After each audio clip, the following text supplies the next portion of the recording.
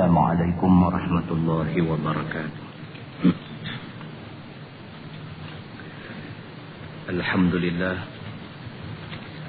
نحمده سبحانه وتعالى ونشكره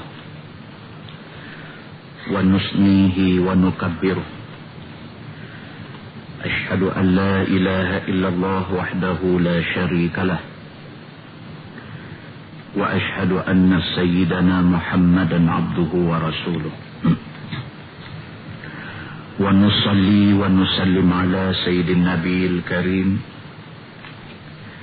سيدنا وحبيبنا ومولانا محمدا الأمين، وعلى آله وأصحابه أجمعين. أما بعد، أيها المؤمنون اتقوا الله، أوصيكم وإياي بتقوى الله، فقد فاز المتقون. Muslimin dan muslimat, mudah-mudahan dirahmati Allah Subhanahu wa ta'ala. Kita menggunakan Bahrul Madhi jilid 10. Kita masuk muka surat 143. Muka surat 143. Kita berada pada tajuk bab ma jaa fit talqin fil haddi, iaitu bab yang datang pada mengajarkan jangan mengaku jahat pada hukum darah. Malam ni kita nak baca satu tajuk, iaitu kalau sekiranya satu orang manusia sudah buat satu kesalahan yang melibatkan kesalahan hudud,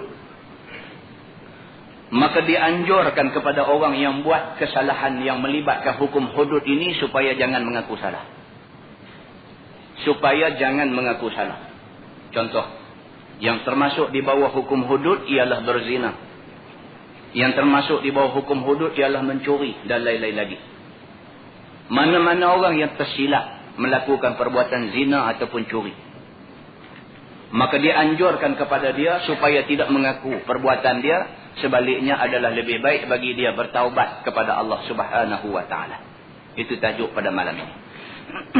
Ketahuilah saudaraku, bermula mengajar dan bertanya mengaku atau tak mengaku kepada hukum dara itu sunat jua.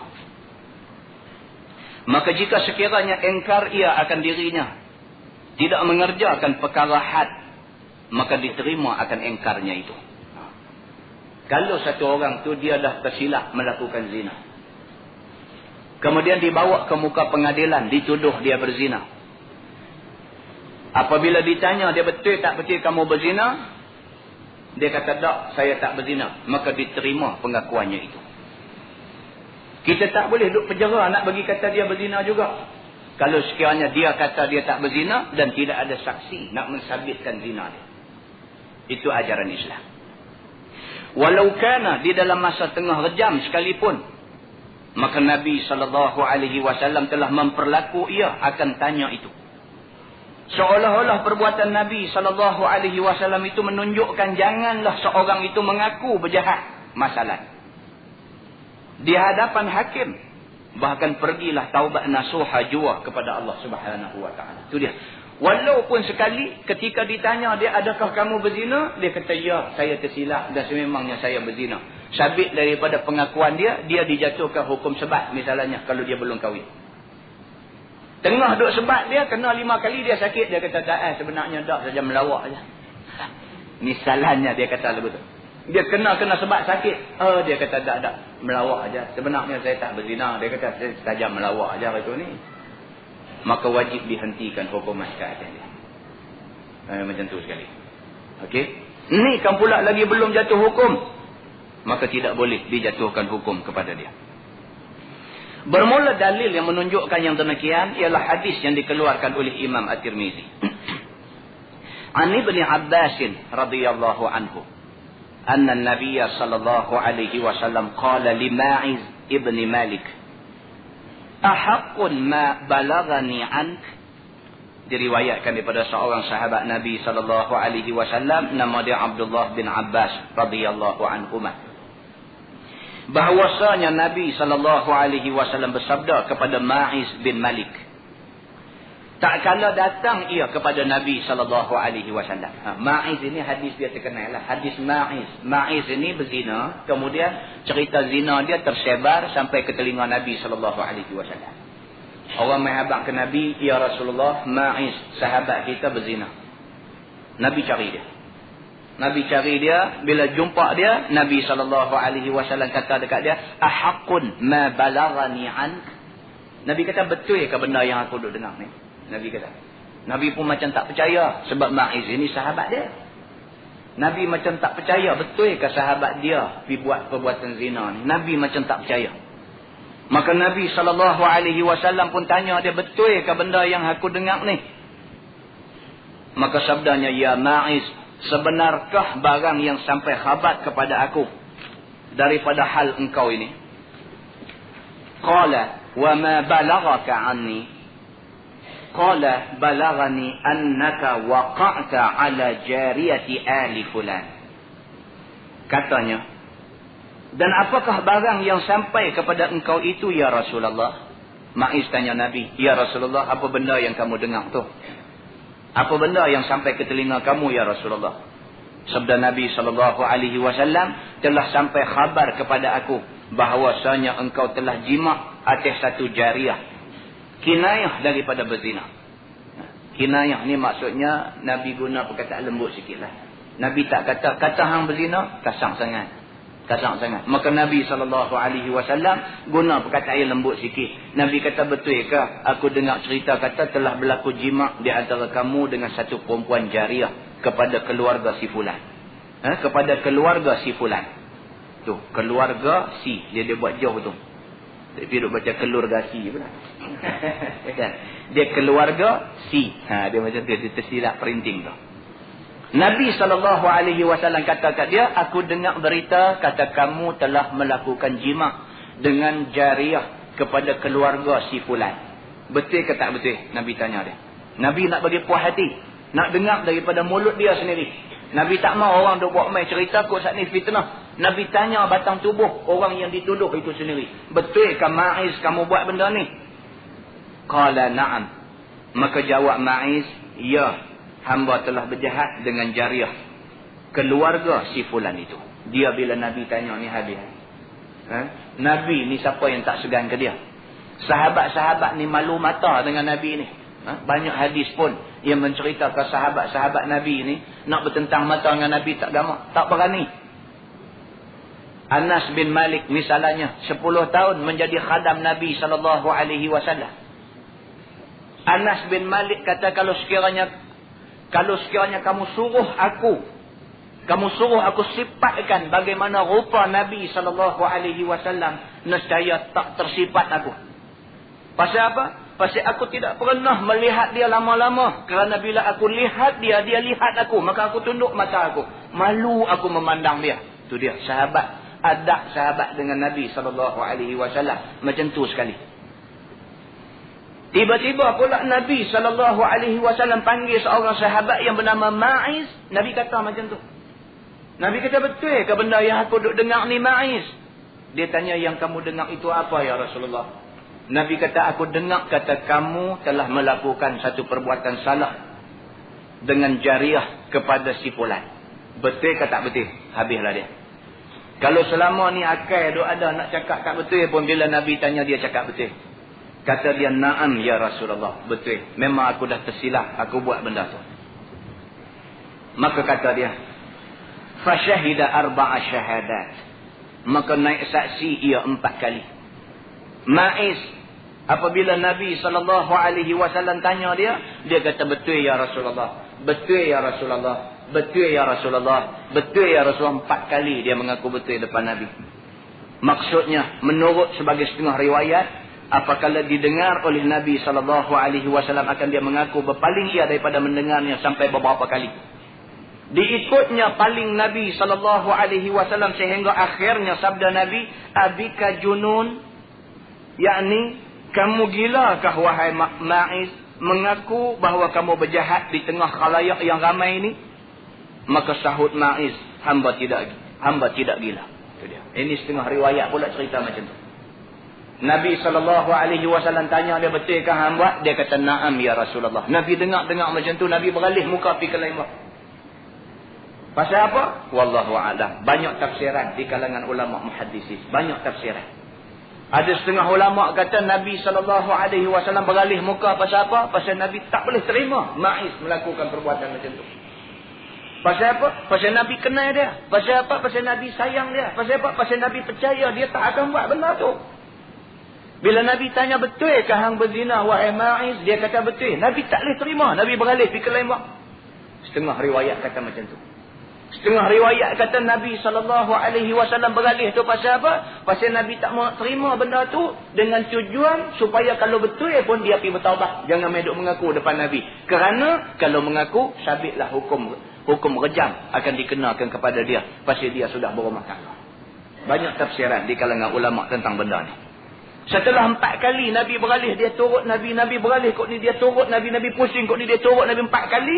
Nabi kata dekat dia, adika junun, hang gila kah? Abika junun, adakah dengan kamu ini sifat gila? Itu terjemah dia. Hang gila kah? Yang ni gilakah kamu? Kamu mengaku kamu berzina di depan orang ramai ni? Maka jawab Ma'iz, hamba tidak gila. Dia kata, tak ya Rasulullah, aku tak gila. Kata dia, fa'amara bihi farujimah. Maka menyuruh Nabi SAW dengan dia, maka dia rejam akan dia. 4 kali mengaku, Nabi pun tak ada arah dah. Nabi kata, kalau begitu kamu akan direjam. Maka di sinilah Nabi SAW menunjukkan perbuatannya menyimpangkan daripada dera, seolah-olah kelakuannya itu biar jangan mengaku berjahat itu, bahkan pergilah taubat nasuha sahaja. Itu satu tafsiran. Nabi seolah-olahnya tak mau dengar benda ni. Pasal apa? Pasal Nabi tak gelut sangat nak hukum orang. Kalau sungguh sekalipun kamu buat salah, memadai kamu pergi bertaubat minta ampun dengan Allah semata-mata. Tetapi tak kala adalah Ma'iz hendak tubuhnya bersih daripada dosa, maka minta ia direjam. Kata At-Tirmizi, hadis ini hadis hasan. Itu dia. Ma'iz ni pula lain sahabat Nabi. Dia duk baca kalau sekiranya hukum tidak dijalankan ke atas dia di atas dunia ni, mati esok dia balik menghadap Allah dengan danuk dosa. Dia pula duk baca macam tu. Jadi Ma'iz ni duk kira dia dah tersilap, sudahlah dia mengaku dia silap. Atas kesilapan itu dia sedia terima hukuman.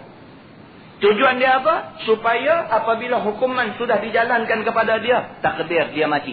Memang matilah, rejam ni rejam sampai mati. Takdir dia mati kerana rejam itu, mudah-mudahan dia menghadap Allah Subhanahu wa taala dalam keadaan tubuh dia tidak bawa dosa. Sebaliknya dosa itu semua sudah diselesaikan dengan dera di atas dunia. Pihak Ma'iz fikir macam tu. Pihak Nabi SAW pula fikir, tak sah main mengaku depan aku. Kamu pergi bertaubat dengan Allah. Mudah-mudahan taubat kamu jadi taubat nasuha. Allah ampun kamu sudah. Macam tu. Tajuk baru. Kata dia, bab ma ja'a fi dar'il haddi anil mu'tarif iza raja'a. Iaitu bab yang datang pada menyatakan hadis yang menyimpangkan dera daripada orang yang mengaku berjahat apabila rojak dia daripada akuannya. Ini pula bab dia nak cerita kata hukum dera 100 kali ataupun rejam sampai mati ini, hukum itu dihentikan apabila orang yang tadinya mengaku membatalkan pengakuan dia. Hukum dihentikan. Ketahuilah saudaraku, peminum arak ataupun orang yang berzina dan lain daripada keduanya daripada hukum dera, apabila sudah mengaku dirinya betul memperlakukan yang demikian itu, kemudiannya rojak dia mengatakan dirinya tidak berbuat yang demikian itu, maka atas hakim menerima rojaknya itu. Kerana hukum-hukum dera itu terbina ia atas bermudah-mudah dan menyimpangkan daripadanya. Itu dia. Kita dah bincang benda ni masa awal-awal kuliah kita tentang bab hukum ini. Asas hukum Islam. Hukum Islam dibina di atas apa? Hukum Islam dibina di atas keadilan. Bukan atas nak lepas gerak. Tak. Islam ini kalau memerintah negeri, dia bukan kalut nak hukum orang. Islam kalau ditakdirkan mentadbir negeri, dia bukan gelut sangat nak potong tangan orang. Dia bukan gelut sangat nak tibai orang. Dia bukan gelut sangat nak rejam orang. Bukan itu Islam yang sebenarnya. Itu gambaran buruk yang diberikan oleh musuh Islam. Sehingga kan berapa ramai orang Islam hari ini tertipu dengan dakwah yang disebarkan oleh orang yang tak mau hukum Islam ditegakkan di muka bumi. Maka timbullah ucap-ucapan daripada mulut orang yang mengaku Islam sendiri. Dia kata apa? Dia kata kalau sekiranya Islam memerintah, kita jenuh makan sup tangan. Tuan-tuan biasa dengar benda macam ni? Saya tak biasa dengar. Cuma dengar orang cerita aja. Kata ada orang cakap macam tu. Dia kata kalau bagi Islam memerintah, dia kata habis batu-batu. Nak buat jalan raya pun tak boleh. Pasal apa? Dia buat punggai orang berzina. Cakap-cakap ini difaham sebagai yang pertama menghina Allah Subhanahu Wa Taala. Yang kedua memandang rendah dan tidak percaya kepada ayat Quran. Yang ketiga tidak ada keyakinan kepada hukum-hukum Allah boleh membantu menjamin keamanan dan keadilan di muka bumi. Macam tu. Sedangkan falsafah hukum Islam yang sebenarnya, Islam bukan bertujuan untuk menghukum, untuk mendera, untuk buat naya orang. Sebaliknya yang Islam nak tegakkan ialah keadilan di atas muka bumi. Islam memerintah tidak akan ada orang yang kena naya. Islam memerintah tidak akan ada orang yang kena zalim. Islam memerintah tidak akan ada corruption yang dilakukan oleh pemerintah-pemerintah Islam. Selagi mana manusia berpegang dengan Quran, selagi mana manusia berpegang dengan hadis Nabi, selagi itulah manusia berakhlak tinggi. Manusia yang berakhlak tinggi tidak akan buat sebarang bentuk corruption. Tidak akan buat sebarang bentuk salah guna kuasa. Tidak akan buat benda-benda yang tidak diizinkan oleh Allah Subhanahu Wa Taala. Kerana asas kepada hukum Islam ialah bermudah-mudah dan menyimpangkan daripada hukuman. Maka itu sebab Nabi SAW buat mai satu hadis sebagai garis panduan dia. Nabi kata idra'ul hududa bisyubahat. Nabi kata hukum hudud gugur sekalipun ada sedikit syubhat di dalam kes itu. Oh, kita nak gugur kes ni. Katalah dia buat sungguh macam mana, Tuhan ada, dia tak boleh lepas. Tapi pokok pangkalnya kita tak boleh hukum orang apabila wujud syubhat. Itu kaedah hukum Islam. Maka dia beritahu di sini, dia kata hukum Islam terbina ia di atas bermudah-mudah dan menyimpang daripadanya. Islam tak gelut nak hukum orang. Kalau ada syubhat, hukum tu simpang. Dia tak kena hukuman itu. Kita ni bila gopoh jadi macam tu. Kita masa kita marah, masa kita gopoh ni, kita buat tindakan yang pelik-pelik dekat kawan kita sendiri, kita boleh buat. Bila dia duduk main rasuat macam lah ni, menyesal. Bila dia duduk main rasuat, menyesal. Kalau dulu aku tak buat kat dia lagu ni pun tak apa. Kalau dulu aku tak tuduh dia terlajak macam ni pun tak apa. Ini duduk jadi lagu ni nak susah main kat aku dah ni. Duk nampak dia duduk main sejuk kaki tangan dah. Pasal apa? Pasal gopoh. Pasal gopoh lah. Mana boleh. Itu sebab Islam dia mensyariatkan undang-undang dia mengambil kira soal-soal ni semua. Dia bukan sahaja hifzuddin, dia bukan sahaja nak pelihara agama, dia bukan sahaja hifzun nafs, bukan sahaja nak pelihara nyawa, bahkan Islam hifzun nasab, dia memelihara nasab dan keturunan serta maruah manusia. Kita tak boleh gopoh, kita tak boleh buat kalang kabut nak tuduh orang, nak dedah aib orang, nak tak boleh macam tu. Kalau kemudiannya didapati tak betul apa hak kita kata, macam mana? Tidakkah itu menjadi satu susah kepada kita? Malu tu mai ke kita pula. Satu dunia, bukan satu negeri, bukan satu negara, satu dunia duk tuding jari mai kat kita lah ni. Di mana pula kita nak letak diri kita? Ini yang kita duk pesan selalu. Dunia ni bulat. Kalau hari ni kita buat zalim orang, esok orang buat zalim kita. Orang tak buat zalim kita, orang buat zalim dekat anak cucu kita. Kalau hari ni kita malukan orang, esok orang malukan kita. Kalau orang tak malukan kita, orang malukan anak cucu kita. Kalau semua manusia ambil ingat benda ni, tidak buat zalim pada orang, tidak buka aib orang, tidak buat benda-benda yang tak elok pada orang, Allah Subhanahu Wa Taala pelihara segala aib, segala benda yang ada pada diri dia. Allah bagi tahu benda ni, Nabi SAW bagi tahu benda ni. Jangan duk gopoh dalam benda-benda macam ni. Dan biasanya buat kerja kalut, buat kerja gopoh ni, dia akan menghasilkan sesuatu yang kita sendiri menyesal dalam hati. Biasanya macam tu.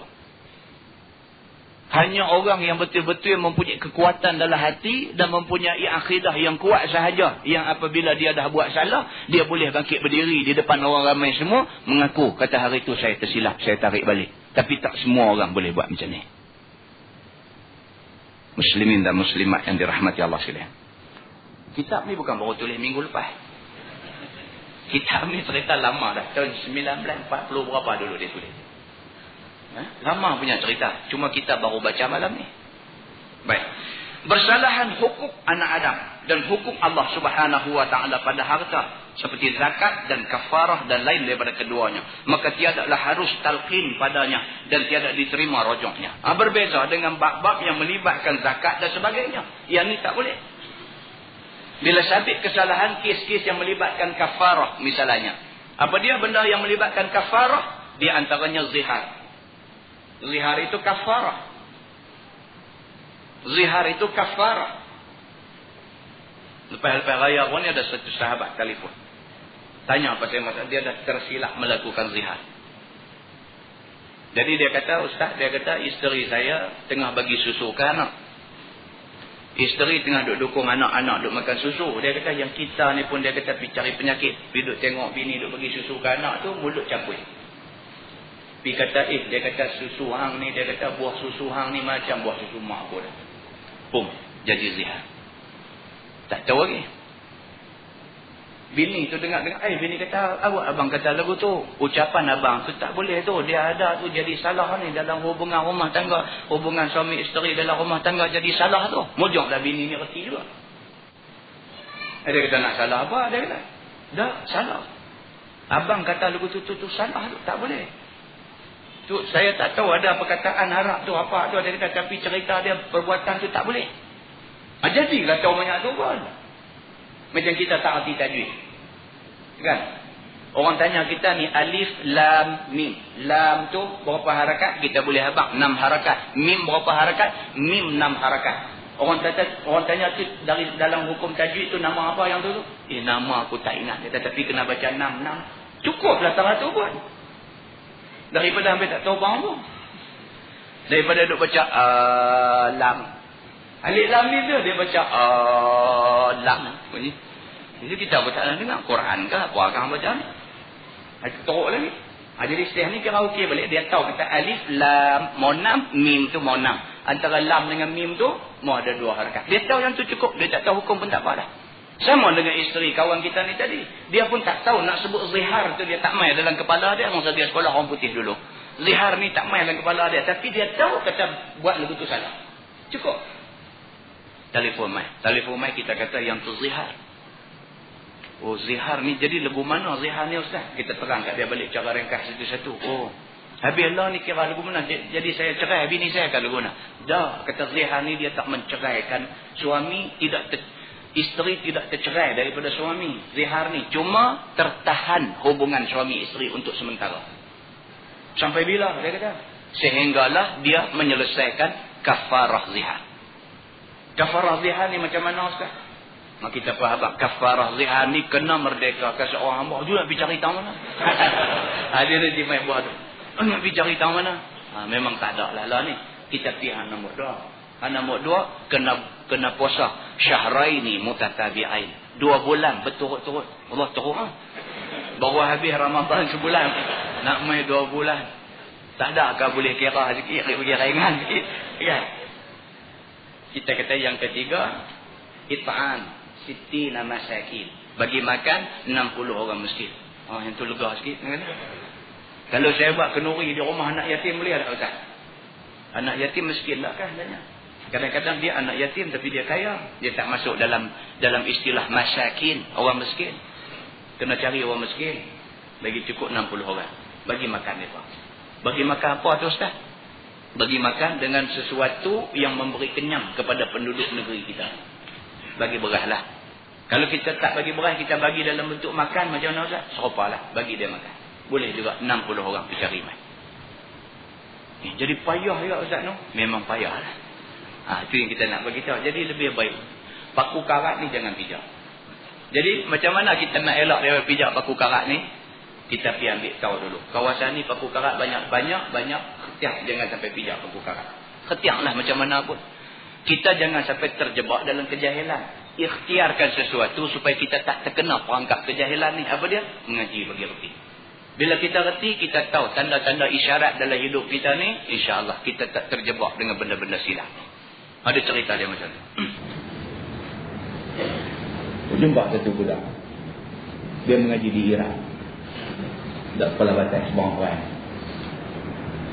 Dia main ziarah raya-raya bawah ni. Saja kita ditanya adalah macam mana antara sistem belajar di sana, macam mana dia tanya. Dia pun cerita. Nampak dia beradab dan berakhlak sekali. Dia kata di sana Ustaz, tak ada universiti. Bukan tak ada universiti ada. Tapi tidak popular. Yang popular ni mengaji macam kita. Kelas umum ni. Dia panggil ni main mengaji macam kita ni. Ini popular.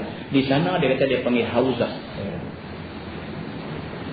Sistem hauzah. Dia kata. Mengaji semata-mata nak ada ilmu. Mudah-mudahan dengan ilmu itu dapat diperbetulkan mana-mana yang silap. Mudah-mudahan Allah Ta'ala redha. Macam tu ya. Dia kata macam kami ni, budak-budak yang bukan orang sana, daripada Malaysia, daripada mana pi sana. Dia kata sampai-sampai tu 6 bulan ataupun setahun kena kursus bahasa Parsi tu. Kalau sekiranya excellent, 6 bulan dah boleh kuasai, terus masuk mengaji kuliah dia. Kalau tak boleh, setahun kursus bahasa Parsi. Bila selesai habis semua, masuk kuliah. Kuliah apa? Kuliah akhlak, dia kata. Kuliah akhlak ni apa dia? Pergi mengaji apa ta'arif amanah, apa ta'arif apa nama benar. Lagu tu kan? Ada. Dia kata, kuliah akhlak ni bukan pergi mengaji ilmu. Apa makna benar, apa makna amanah, apa makna. Dah, bukan mengaji yang tu. Dia kata, masuk kuliah tu, dia canai kita ni sampai jadi orang yang berakhlak.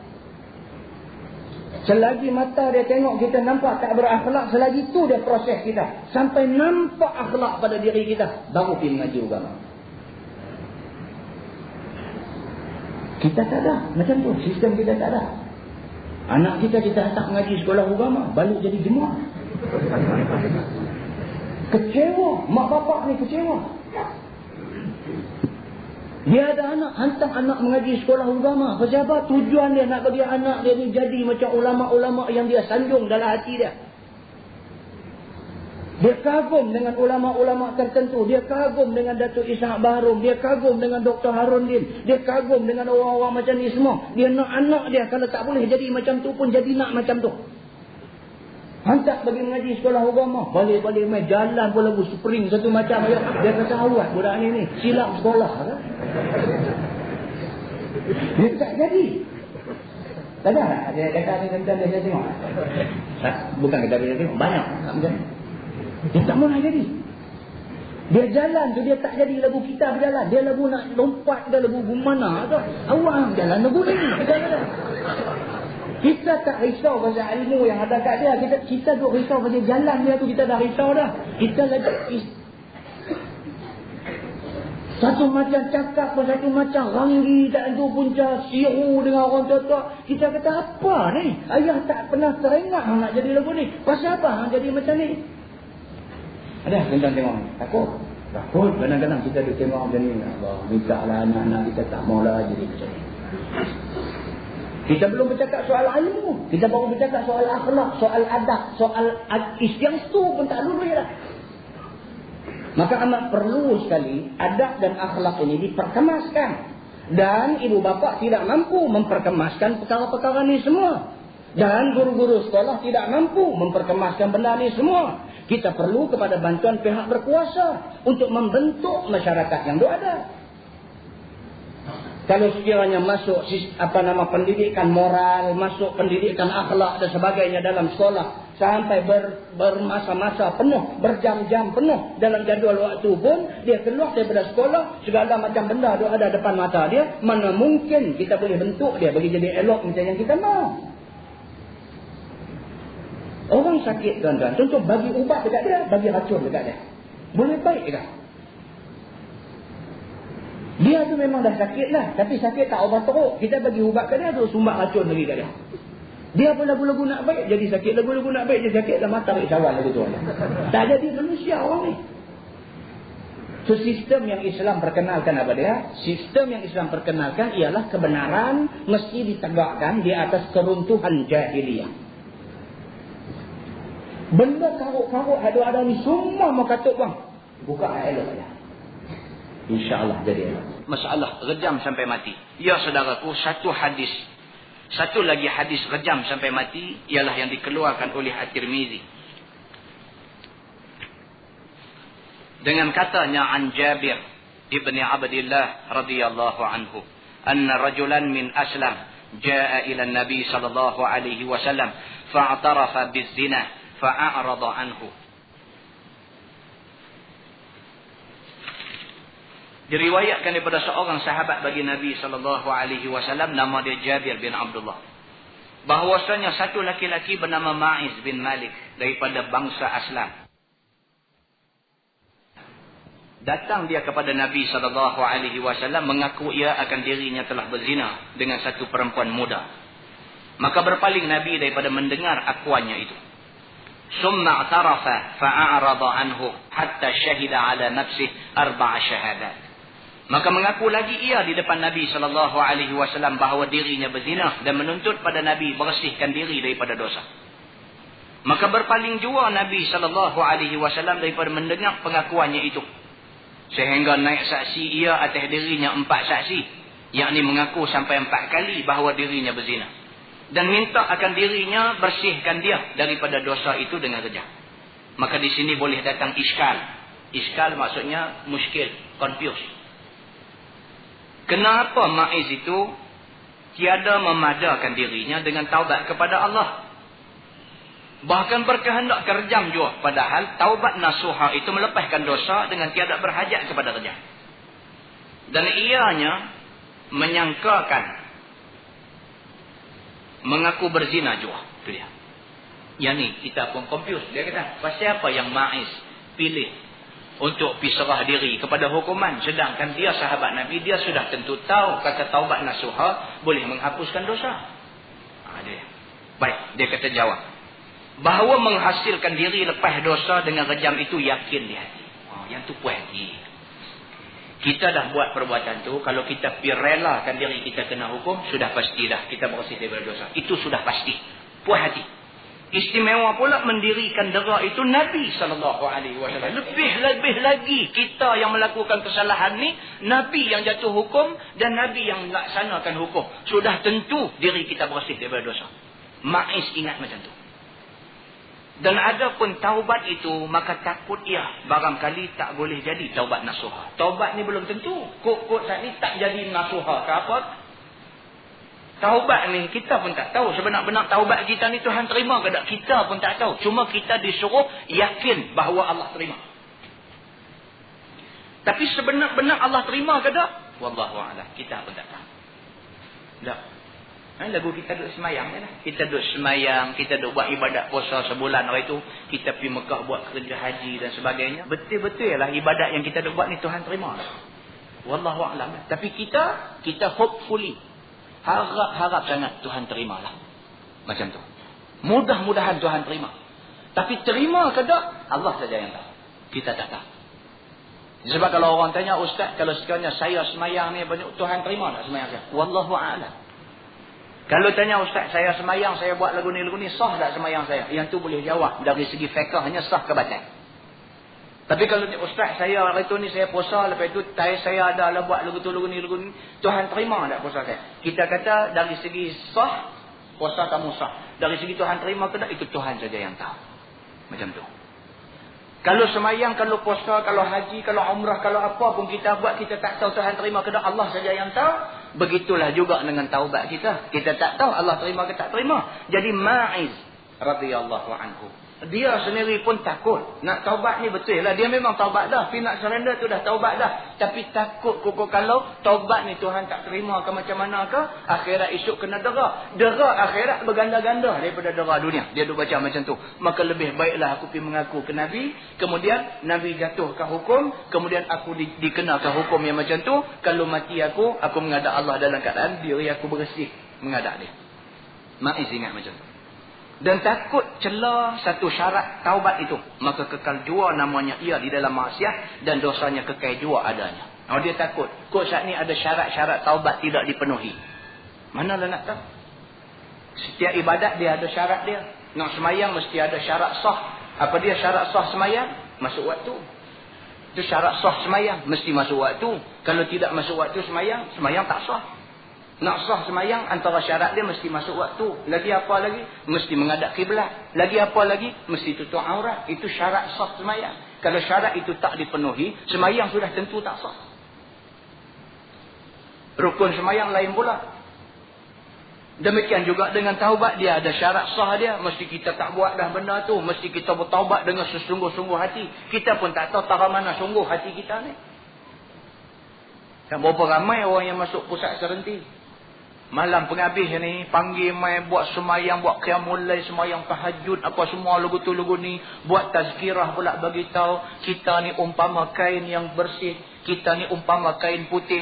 Kita dah buat dosa dulu, kita dah mai sini, kita dah insaf, kita dah minta ampun kepada Allah Subhanahu wa taala. Kita dah berjanji di depan Allah kita tak akan ulang dah. Bunyi teriak ni. Pengalaman saya pernah pergi kat depan ni. Bunyi tak boleh tahan, hidung kembang satu muka. Kita tengok kata Syekh ni tak tempuh dah wawasan dadah lepas ni. Tak tempuh dah ni. Cara teriak tu. Dengan tangan duduk di pipi dua belah. Dengan Ustaz duk panggil pula Ustaz ni. Kita tengok alhamdulillah. 2 bulan kemudian kan, kita juga pergi ceramah kan. Kita pergi ni untuk apa? Untuk pelatih baru. Untuk pelatih baru. Masuk pak biji mata pergi kat dia dulu. Ni hak teriak sampai bukan-bukan hari tu ni. Jadi ceramah kali kedua ni pun tak apa nak lajak elok, macam duk ganggu dengan dia ni. Dia ke adik abang dia ke sepupu dia kan, muka nak sopa. Jadi duk ingat yang tu ceramah pun tak tahu kata apa dah. Habis-habis kita pun pergi himpit dia lagu nak lari, pergi himpit, pergi pegang dia. Bukan hantar ke hari tu yang janji kata, nampak lagu tu Ustaz. Kan? Kita kata awak jadi lagu ni. Depa pergi ambil balik kata. Mereka tak pergi ambil kalau orang tak buat pasal pula. Dia pergi ambil pula. Karut lah. Kita kata apa? Hari tu ni kelok-kelok main menyanyi. Sudah mati hidup semula. Kan? Menyanyi ni dengan penuh perasaan. Sudah mati hidup semula. Tak, dia hisap dadah dulu ni umpama orang mati lah. Tak ada apa dah, tak ada guna bangkai menyawa apa semua gitu dulu ni. Tak tahu masuk main sedang apa lugu ni, kenai kuliah subuh, kenai reti, menangis dan sebagainya. Kelok-kelok ni hidup semula. Mati semula lepas tu. Ambo ni kata perempuan ni. Jangan duduk dekat dengan benda ni. Dia kena sekali dia jadi katun. Hidup ni jadi katun. Hingga duk main pergi balik lugu tu. Nah, jaga anak-anak kita pada awal-awal pekat-pekat jagalah. Masing-masing diri, masing-masing jaga. Masing-masing anak, masing-masing jaga. Jangan bagi terlibat benda-benda ni. Baik, maka berkehendak ia lepas daripada dosa itu dengan jalan yakin. Dan meninggalkan ia akan jalan ihtimam. Ma'iz ni dia kata, aku nak buat sesuatu yang meyakinkan. Aku taubat, aku tak pasti Allah terima ke tak taubat aku. Tapi kalau aku relakan diri aku kena rejam, sudah pasti segala dosa aku, Tuhan akan ampun habis semua. Maka aku nak buat sesuatu yang pasti, dia kata. Faqala Nabi sallallahu alaihi wasallam, abika junun? Qala la. Qala uhsinta? Qala na'am. Maka sabda Nabi sallallahu alaihi wasallam, engkau gila ke? Kerana tiada yang mengaku seperti ini melainkan orang gila, ataupun orang yang sebenar-benarnya hendak membersihkan dirinya dan hendak mengkorbankan dirinya kepada Allah Subhanahu wa taala dengan tidak membawa dosa. Maka jawab Ma'iz, hamba tidak gila ya Rasulullah. Bahkan hamba minta bersihkan diri hamba. Sabda Nabi SAW lagi, adakah engkau sudah nikah halal dan sudah wat'i faraj yang halal? Wat'i maksud dia bersetubuh. Itu sebab orang kata nama anak perempuan ni jangan bubuh nama Wati. Kan? Orang Melayu ni suka sangat bubuh nama anak dia Wati. W-A-T-I, dia Jakub Melayu Wati. Bila pi kat negeri Arab, dia baca Wat'i. Wat'i nak jadi tak cantik. Kan? Memang nama Wat'i Arab kata pengocok. Dibubuh nama Wat'i. Kan? Wati tu. Jadi elakkanlah nama yang macam tu. Elakkan. Baik. Nabi SAW bila dah dia mengaku kata dia melakukan zina, Nabi tanya dia, ahsinta? Adakah kamu ni satu orang yang muhsan, yang sudah kahwin, sudah berumah tangga dan sudah merasai persetubuhan yang halal? Jawab Ma'iz, na'am ya Rasulullah. Sudah hamba wat'i faraj yang halal. Ya, aku sudah kahwin dan sudah melakukan benda itu. Masalah bertanya syarat rejam. Wahai saudaraku, di sini menunjukkan tanya daripada segala syarat rejam, daripada segala ihsannya dan lainnya itu, sama ada ia sudah sabit dengan akuan ataupun dengan saksi. Dan pada ini hadis boleh diambil manusia itu dengan ikrarnya. Dia kata bolehlah. Kalau kita nak tanya dia dulu hang kahwin tak lagi nak buat soal siasat macam tu, tidak salah. Kata Jabir, fa'amara bihi farujima bil musalla. Maka menyuruh Nabi SAW akan segala sahabatnya bawa akan dia rejam. Maka dia rejam orang akan dia di luar Madinah, di tempat sembahyang hari raya. Lah ni kalau tuan-tuan pergi Madinah, Masjid Nabawi tu, arah ke mihrab Masjid Nabawi, arah ke tempat imam tu, ke depan tu, depan sana ada satu bangunan, itu bangunan Mahkamah Syariah Saudi. Antara mihrab imam Masjid Nabawi dengan Mahkamah Syariah itu dia ada satu kawasan lapang, batu marmar cerah tu. Biasanya di Madinah, kalau kesalahan-kesalahan yang melibat hukum macam ni, mereka akan buat di laman tu. Di laman hadapan Masjid Nabawi dan juga hadapan Mahkamah Syariah dia. Halaman itu tempat dijatuhkan hukuman. Baik hukum potong tangan, baik hukum kejam, baik hukum apa, dia nanti buat di situ. Dan akan disiarkan terus-menerus ke dalam televisyen seluruh Saudi. Maka itu sebab di sana tak ada kejadian yang macam ni. Walau curi sekalipun tak ada. Yang duk mencuri musim haji ni bukan orang Saudi. Orang yang memang duk mencuri di negeri dia. Dia memang negeri dia memang hidup mencuri. Dia pergi sana, dia meneruskan profesi dia. Berani mencuri. Bukan ada spare part jual ni. Bukan ada spare part jual di kedai. Tayar kereta, rim kereta, apa juga part yang ada di kereta kita ni ada jual. Kalau tak mau pergi beli hak baru, ada kedai kereta potong, ada jual hak murahnya, ada jual. Kereta dia ada jual. Tangan ni tak ada jual. Tuan-tuan boleh bayangkan kalau kita ada tangan tak ada ibu jari saja. Tak usah kata tak ada tangan lah. Tak usah kata tak ada semua jari. Tak ada ibu jari sudah. Tuan-tuan boleh bayang macam mana hidup kita. Nak makan nasi dengan 4 jari ni macam mana? 4 jari ni nak makan nasi macam mana? Nak jadi bulldozer sodok nasi lagu tu kan? Dengan tak ada ibu jari ni. Ni sebab dia panggil ibu. Tak ada ibu ni cempera habis 4 ni. Tu baru tak ada ibu jari. Contoh boleh bayangkan tak ada ke 5 jari. Kami tinggal orang suar-suar tangan nak salah, suar lagu tu aja. Lagu tu dia nak sambut pun jadi lagu mana nak sambut main. Fikir yang tu tak jadi mencuri. Fikir yang tu tak jadi mencuri. Tak perlu sampai 10 orang, tak perlu sampai 100 orang. Memadai seorang dua kena hukum tu, satu negeri aman.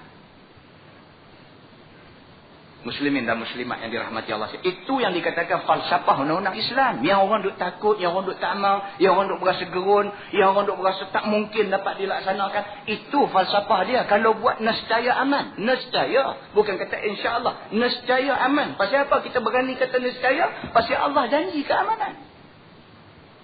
Muslimin dan muslimat yang dirahmati Allah sekalian.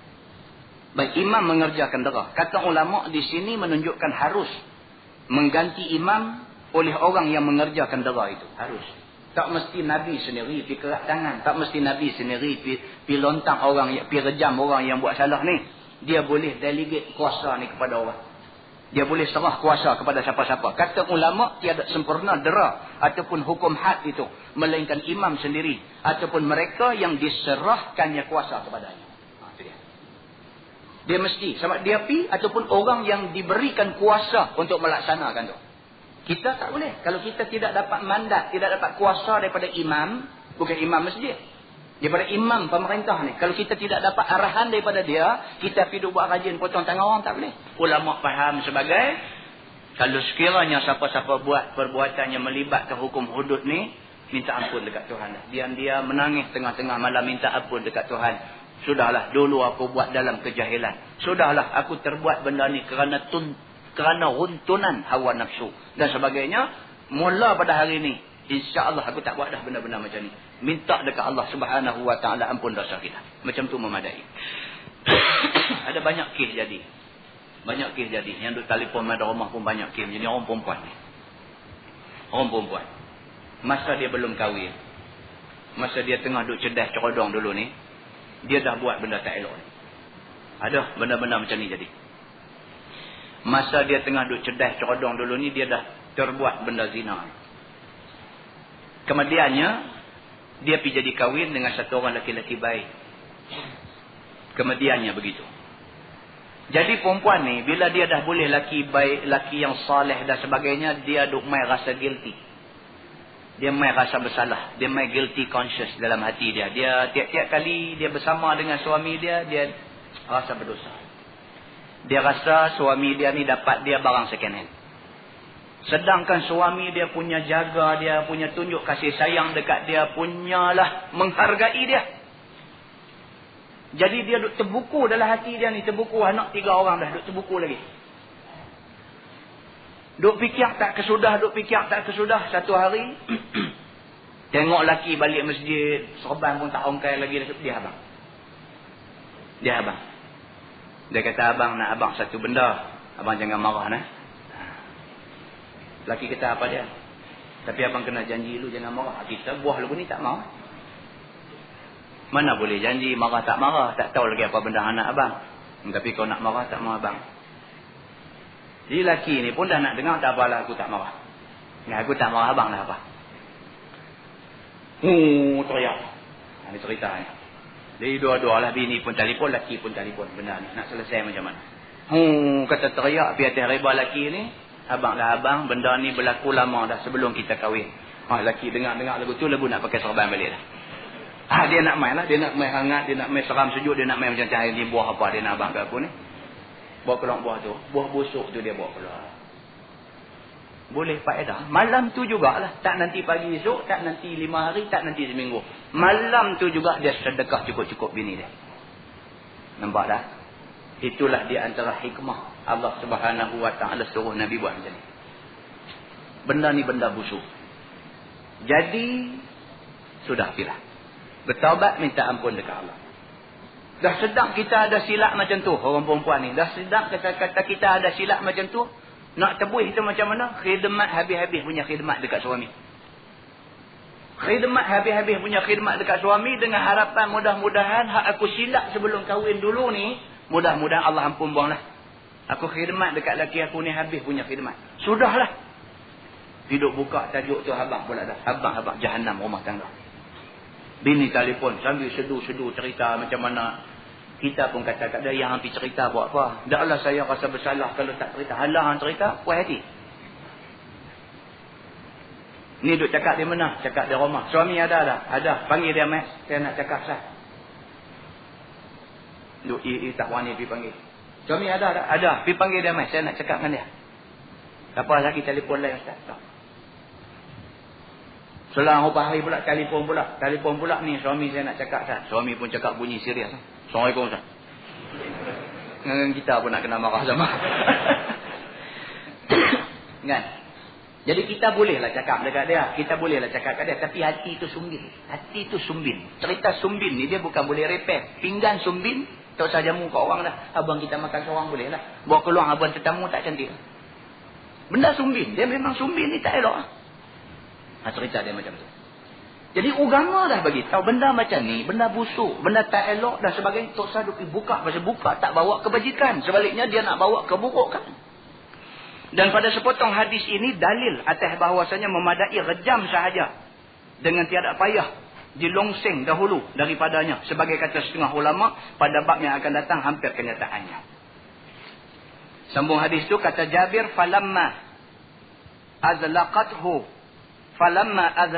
al-hijara farra faudrika farujima hatta mata faqala lahu Rasulullah sallallahu alaihi wasallam khairan wa lam yusalli alaihi. Dan manakala menyentuh akan maiz itu oleh batu rejam, maka berasalah sakit kepadanya. Lalu lari akan dia sebagai lari yang kuat. Maka diusir orang. Diusir maksud dihambatlah. Orang pakai hambat dia. Diusir orang akan dia. Maka didapati akan dia di tempat yang bernama Hirah. Maka direjam sehingga mati ia. Kemudian kembalilah orang-orang berkhabarkan kepada Nabi SAW akan kematian dia. Maka sabda Nabi SAW, kerana halnya oleh Nabi SAW akan baik. Yang ini dipuji oleh Nabi SAW akan kematian itu. supaya jangan orang menyangka tiada baik Ma'iz itu. Nabi kata bagus Ma'iz ni. Nabi kata bagus itu pasal apa? Supaya orang semua akan kata Ma'iz ni bagus. Dia buat salah dan dia main salah diri. Supaya orang kata Ma'iz itu bagus. Maka supaya tidak diumpat ke atasnya dengan berbagai-bagai umpat. Supaya Ma'iz ini tak kena umpat. Orang akan kata, walaupun dia pergi mengaku dia bersalah, kemudian yang lari buat apa? Pakat duk kata pasal dia lari juga. Jadi Nabi nak tutup bang, supaya orang tak kata yang tak elok dekat Ma'iz ini. Bila sampai berita ni dekat Nabi, Nabi kata apa? Khairan. Nabi kata bagus. Ma'iz ni satu orang yang bagus. Nabi kata. Maka dipuji Nabi itu ada lagi akan datang hadisnya. Dan tiada sembahyang Nabi atasnya, kerana memberi orang lihat akan kematian yang demikian. Atau mati fasik. Tiada sayogia orang-orang itu yang lebih-lebih dan imam sembahyangkannya. Bahkan boleh menyembahyangkan dia orang yang pangkat bawah-bawah. Saja Nabi tak pergi semayang. Mayat Ma'iz Nabi tak pergi semayang. Pasal apa? Pasal Nabi nak tunjuk kata dia tak puas hati pasal lari itu. Pasal lari itu tak puas hati. Bila dah mengaku kena terima saja hukuman. Lari itu Nabi tak puas hati. Perbuatan lari itu tidak baik. Tetapi perbuatan dia menyerah diri kata dia bersalah itu baik. Nabi puji yang tu. Kemudian Nabi tak pergi semayang mayat dia. Nabi suruh orang lain saja pergi semayang. Berbeza dengan satu kes lagi, orang perempuan yang berzina. Saya dah baca mukadimah di masjid ni dulu. Satu perempuan berzina, kemudian dia pergi mengaku dia berzina depan Nabi. Kemudian dijatuhkan hukum kejam.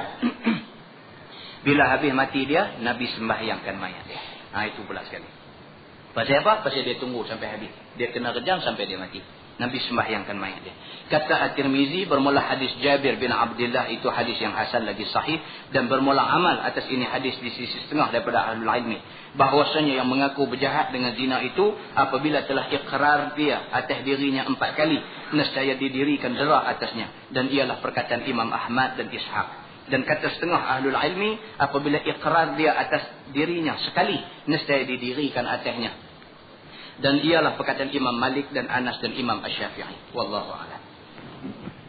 Mudah-mudahan apa yang kita kongsi sama-sama malam ni ada kebaikannya di sisi